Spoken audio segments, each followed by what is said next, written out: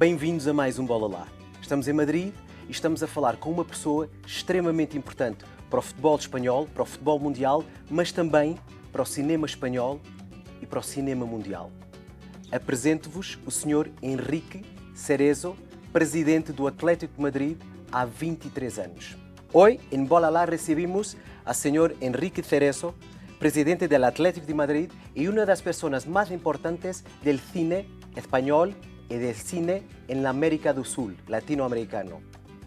En esta entrevista descubriremos cómo dirige un club de élite mientras protege y produce muchas de las obras más emblemáticas del cine español. Prepárense para una conversación donde la poesía del cine se mezcla con la poesía del fútbol. Bienvenido a nuestro Bola Lá, señor Enrique Cerezo. Muchas gracias, encantado de estar aquí. Muchas gracias por su tiempo y por su generosidad para estar aquí con nosotros. Bien, ¿quién es Enrique Cerezo fuera de la presidencia del Atlético de Madrid? Bueno, yo creo que es muy sencillo. Yo soy y he sido siempre un productor de cine. Siempre me he estado dedicando al cine. Mi negocio, mi vida y mi verdadera satisfacción es el cine. Y después de la presidencia del Atlético de Madrid, pues sigo viviendo con el cine, por el cine y para el cine. Pero, ¿cómo consigues equilibrar las dos cosas? Porque te toman mucho tiempo. Porque yo estoy viendo y cómo consigues producir más de 75 películas, producir tanta cosa y estar a frente de un gran club. ¿Cómo se hace eso? Bueno, yo creo que es un tema de tiempo, ¿no? Hay que levantarse muy pronto por las mañanas y acostarse muy tarde por las noches. Eso te da para casi todo, ¿no? Pero es un sacrificio físico y es un sacrificio, no sé, de mente también, ¿no? Claro. Pero bueno, las dos cosas llevo muchísimos años haciéndolas y las dos cosas se compaginan bien, sobre todo cuando hay triunfos y sobre todo cuando también hay derrotas, ¿no? Pero bueno, al final sale una suma muy buena. Sí, pero la vida del señor Cerezo era una vida muy rica en términos de contenido, porque estás siempre con personas, es un nombre de personas, que estás hablando con actores, con directores, con actrices, con personas muy sencillas, porque tenemos que tener cuidado, y los jugadores de fútbol igual.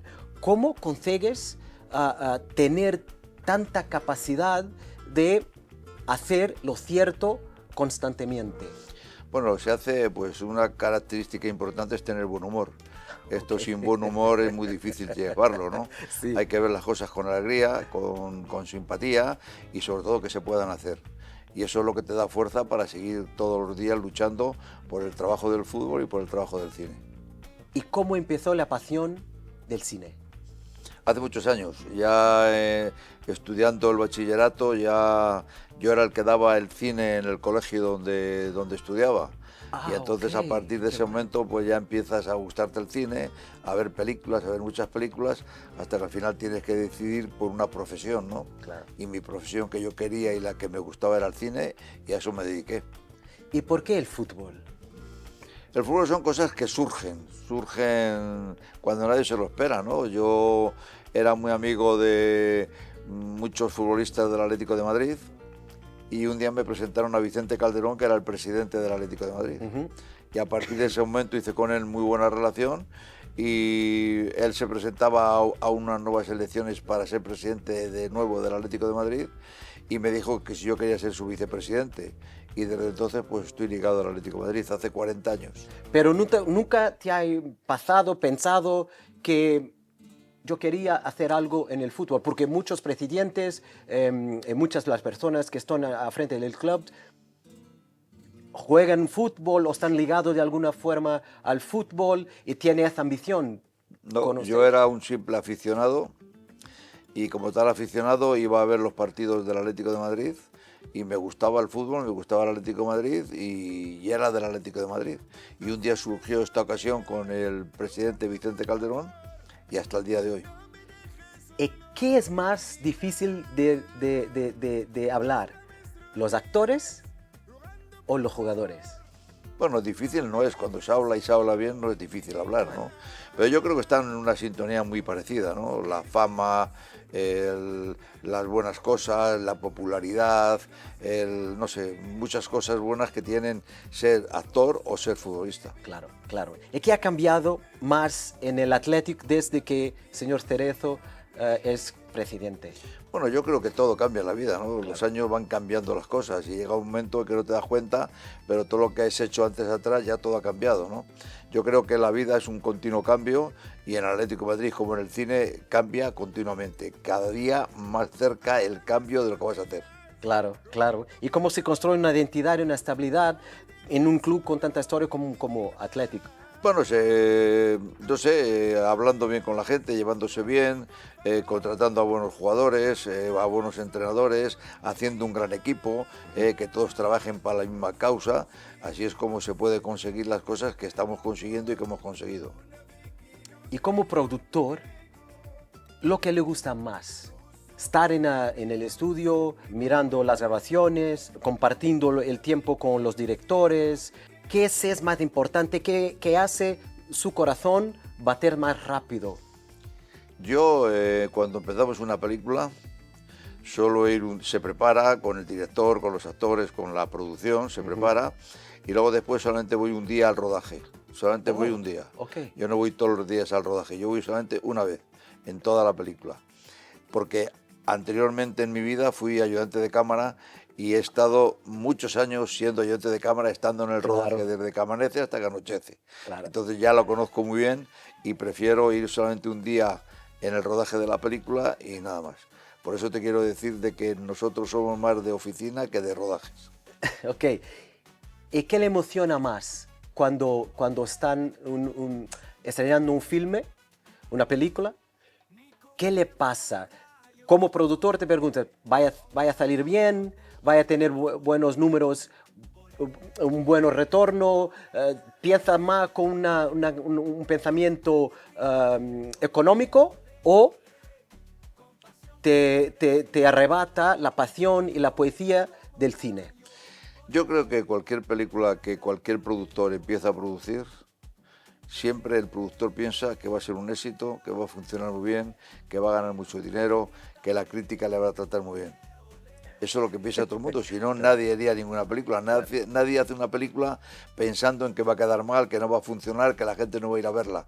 Todo el mundo hace una película pensando en que va a ser una buena película. Hay veces que salen buenas y hay veces que salen malas, pero todo el mundo cuando empieza a producir una película, todos los productores piensan que esa película va a ser la mejor del año.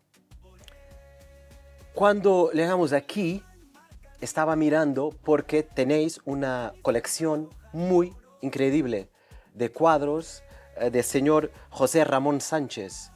¿Qué te gusta más? Pregunto, ¿Charlie Chaplin o Buster Keaton? Porque tenéis...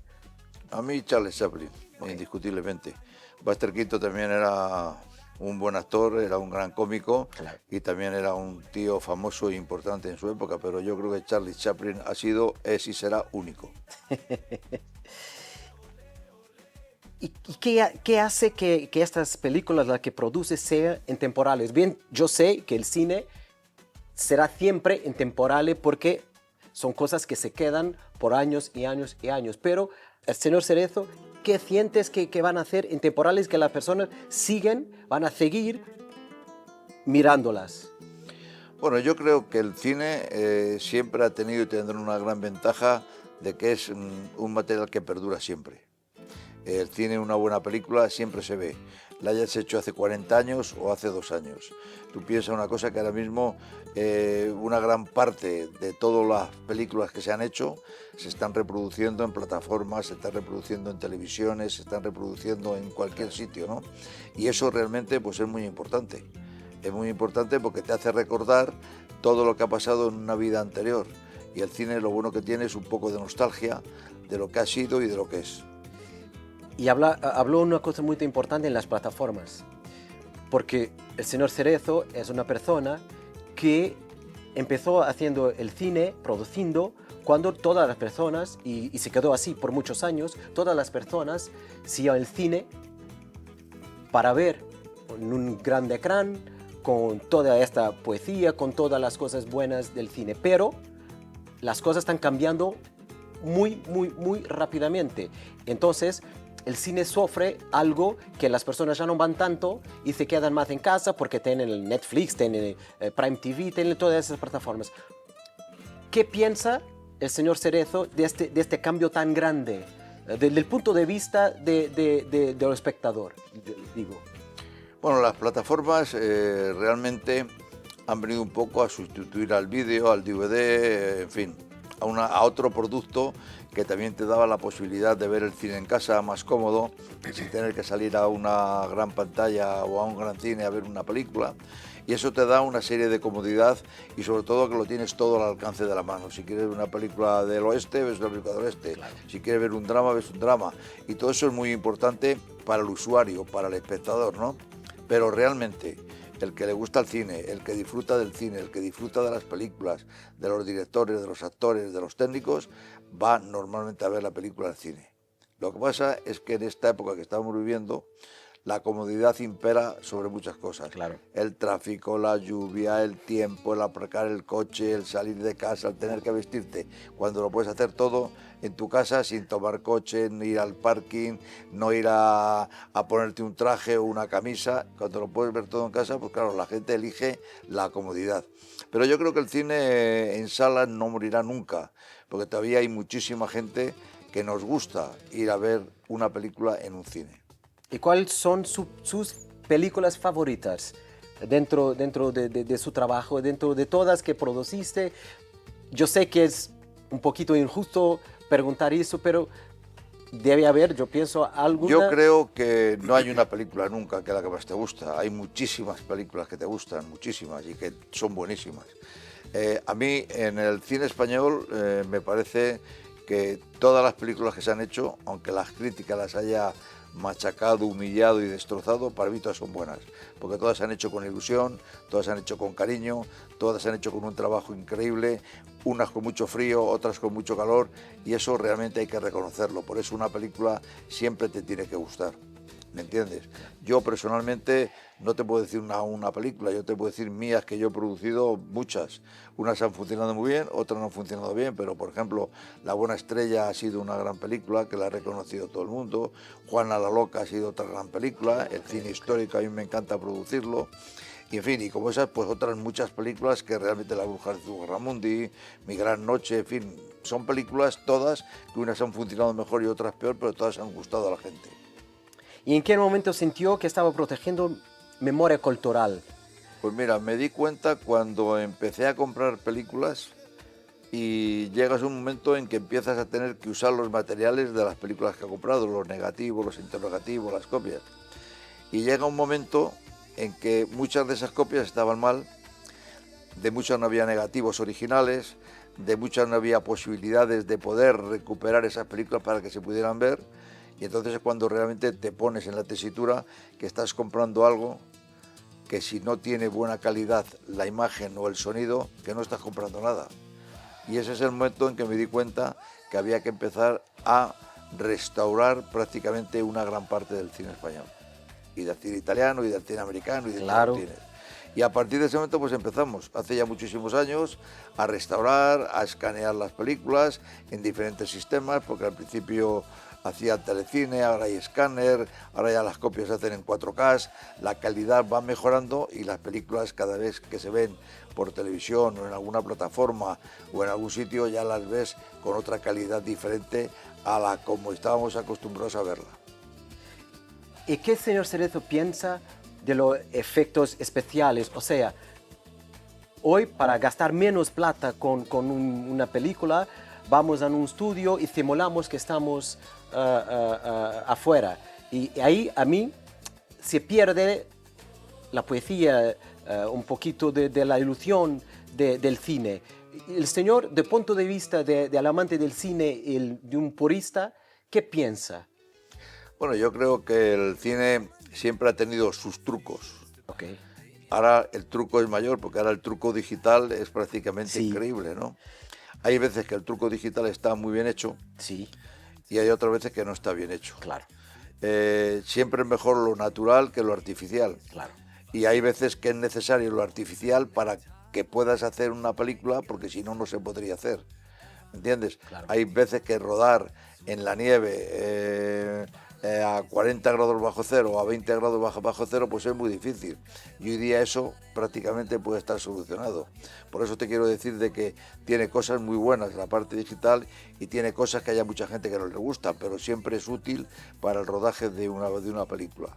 Hay películas, por ejemplo, hay una película maravillosa que es Ben-Hur, Sí, yo conozco, claro. que se ha rodado sin digital. Y fíjate tú el espectáculo que es, hace 60 años que se hizo la película. Estás hablando de lo Y primero. fíjate, del primero. Y ves el segundo, Brutalísimo. que está hecho todo en Nada. digital y no tiene que ver nada con el primero. Nada, nada. Esa poesía, ese arte, Sí. esa cosa que tiene una cosa real y hecha real, no la tiene una cosa que está hecha de una manera digital. Yo estoy mirando el cuadro que está en las espaldas del señor Cerezo y es eso que estás diciendo. O sea, Ben-Hur es algo intemporal. El primero, digo, porque es magnífico, magnífico. No se ha superado.